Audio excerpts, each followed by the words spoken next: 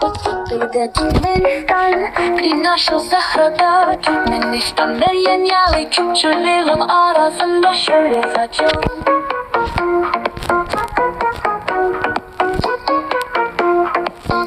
Dağlar değil ve acayip derya uzun ve mülayim. Ölsen hakkı ve mülayim adamlar gel yerlere hoş geldiniz susam.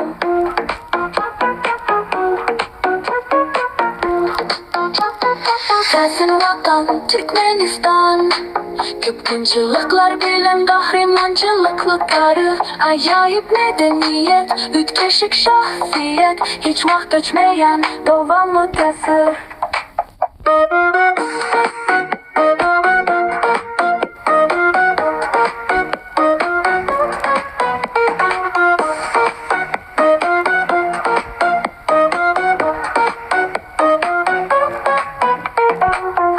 Acayip nakaşı halılar, güçlü hal teke attı. Millet uysan şahle saçar, bak medeni belli. Kararsızlık, erkinliğe, çiğdamlılık, raydaşlık, çeksiz güç. Türkmenistan uysanç bilemiyor bariyer, gelecek yaktı bu yaktı. Sensin vatan Türkmenistan, Kıpkıncılıklar bilen kahramançılıkları. Acayip medeniyet, ütkeşik şahsiyet, hiç vakt geçmeyen devamlı tesir. Bu vatanı terbiyelemek için öleni de koşulun.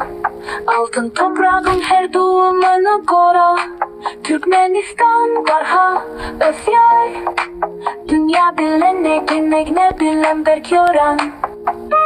Sensin vatan Türkmenistan, Kıpkıncılıklar bilen kahramançılıkları. Acayip medeniyet, ütkeşik şahsiyet, hiç vakt geçmeyen devamlı tesir.